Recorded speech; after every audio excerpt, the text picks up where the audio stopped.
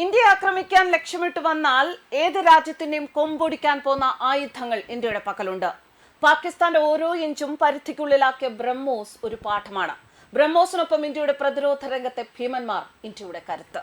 ഇന്ത്യയുടെ ഉദാര മനസ്കതയെ ദൗർബല്യമായി കാണരുതെന്നും മര്യാദ പാലിച്ചില്ല എങ്കിൽ ശത്രുക്കൾക്കെതിരെ ഇന്ത്യ ശക്തമായി ആഞ്ഞടിക്കുമെന്നുമുള്ള സന്ദേശം പാകിസ്ഥാന് നൽകി ദേശീയ സുരക്ഷാ ഉപദേഷ്ടാവ് അജിത് ഡോവൽ.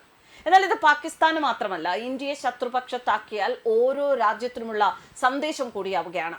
ആക്രമണത്തിന്റെ പ്രത്യാഘാതങ്ങളൊന്നും ആക്രമണം നടത്താതിരിക്കാനുള്ള കാരണമല്ല.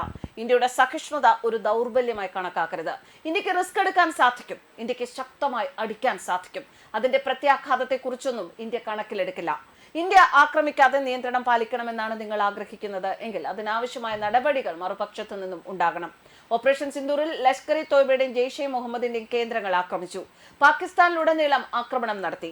അതിന് കാരണം കശ്മീരിലെ പഹൽഗാമിൽ നടത്തിയ നഗ്നമായ തീവ്രവാദ ആക്രമണമായിരുന്നു. ഓപ്പറേഷൻ സിന്ദൂറിൽ ആക്രമണം നടത്തുമ്പോൾ പാകിസ്ഥാന്റെ സൈനിക കേന്ദ്രത്തെയോ സാധാരണ ജനങ്ങൾ താമസിക്കുന്ന ഇടങ്ങളിലോ നാശനഷ്ടങ്ങൾ ഉണ്ടാക്കരുതെന്ന് പ്രത്യേകം ശ്രദ്ധിച്ചിരുന്നു. പകരം ഭീകര കേന്ദ്രങ്ങളെയാണ് ആക്രമിച്ചത്. എന്നാൽ പാകിസ്ഥാൻ ഇന്ത്യയുടെ സൈനിക കേന്ദ്രങ്ങളെയും സാധാരണക്കാർ ജീവിക്കുന്ന ഇടങ്ങളിലും ആക്രമണം നടത്താൻ ശ്രമിച്ചു. ഇതോടെയാണ് ഇന്ത്യ പാകിസ്ഥാന്റെ സൈനിക കേന്ദ്രങ്ങളെ ആക്രമിച്ചത്. പാകിസ്ഥാൻ ഗുജറാത്ത് മുതൽ കാശ്മീർ വരെ ഷെല്ലാക്രമണവും മിസൈൽ ആക്രമണവും നടത്തി.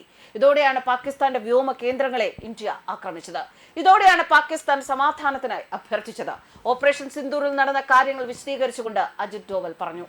പാകിസ്ഥാന്റെ ആണവശക്തി എന്ന വിശേഷണം വെറും ഗീർവാണമാണ്. അത് ഇന്ത്യ തകർത്തു. ആണവ യുദ്ധത്തിലേക്ക് കടക്കാതെ തന്നെ മറ്റു യുദ്ധമാർഗങ്ങൾ ഇന്ത്യയുടെ കൈവശമുണ്ടെന്ന് ഇന്ത്യ തെളിയിക്കുകയായിരുന്നു.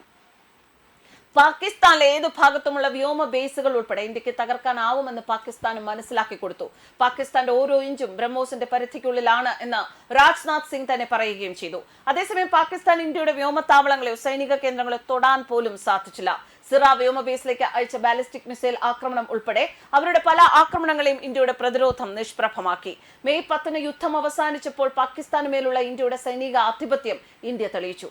എന്തായാലും അജിത് ഡോവലിന്റെ ഈ വാക്കുകൾ ഇന്ത്യൻ സൈന്യത്തിലെ സൈനികരോടുള്ള നന്ദിയാണ്.